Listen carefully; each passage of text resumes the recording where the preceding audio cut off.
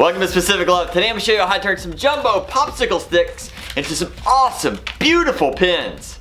Let's begin. Popsicle sticks and craft sticks are commonly made out of a birch wood, which makes them ideal for small, strong projects. So I wondered if it was possible to make some custom pins using them. So I purchased a box of jumbo popsicle sticks and went through the entire box, separating out any pieces that might be cracked or misshaped. These could cause a weakness in a design, so I set them aside to be used for other projects. I then decided to use some wood grain stain since there was a good chance it would seep deep into the grain of the wood and allow the color to show better on the pins. I stained some of them gray, some of them red, and some of them brown.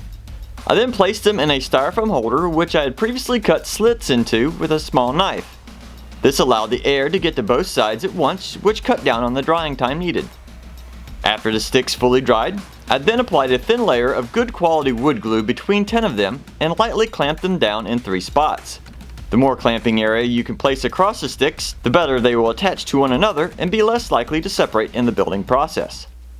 I also tried gluing together one set of these sticks and adding a twist with the hopes of a spiral effect. This was a little harder than it looked because I had to keep from snapping any of the sticks, but also keep them from untwisting. A few good clamps and some added weight did the trick. During this time, I also decided to try some spray paint as an additional coloring choice.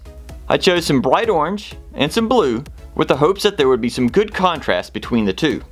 And with the hopes of something unique, I glued together a bunch of craft sticks without any stain or color added to them, so that I could try making some Ingrain pins. More on this experiment later. After the glue dried, it was time to turn them on the lathe. But first I had to cut them using my table saw sled and then drill out a 7mm hole with my drill press. This allowed me to glue in a brass insert for each pin blank to create the backbone of the pin. And after several attempts at turning the sticks, here are the best pins of the bunch.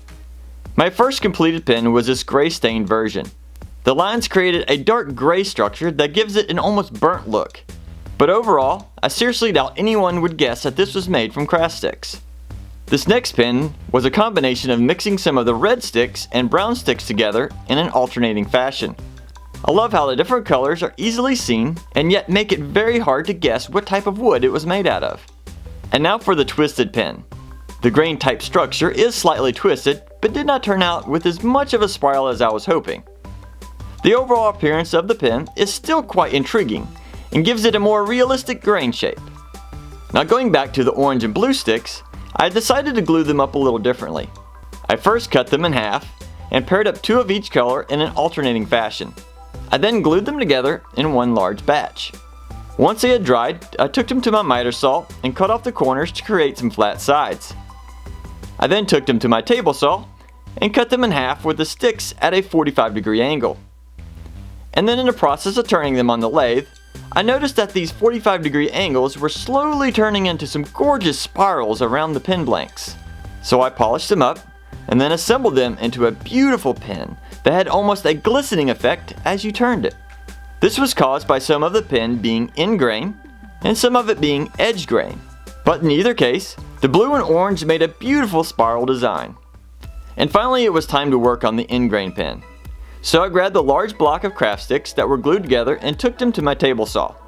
I then carefully cut along the edge of the sticks, exposing the ingrain of the wood as the new sides of the pieces. I then carefully stained several of the sticks using a navy blue color and then wiped them off with a paper towel with the hopes of the stain only seeping partially through the grain. And after they dried, it was time for glue up and turning. But there was one big difference when turning these into shape. Since all of the wood was Ingrain meant that there was a good chance of them coming apart on the lathe. So I had to coat the entire outside of each block with some super glue, which gave it strength as the tools were forming them. During this process there were several moments I had to stop and reapply the glue for strength, or otherwise this pin may not have been finished. And here's the final outcome, which almost looks like an old pair of blue jeans.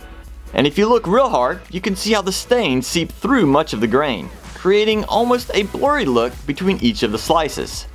I also tried mixing together some of the blue Ingrain wood along with some of the red stain sticks, which turned out to be an awesome combination itself. Overall, I am very excited to see how these pins have turned out. and still find it hard to believe that they were just some colored popsicle sticks. So the next time you see a custom pin, keep your mind open, because you never know what it could be made of. Now if you enjoyed this project, make sure you click the like button and tell me what you think about it in the comments. I also have some other videos right over here you might want to check out. Otherwise, have fun building.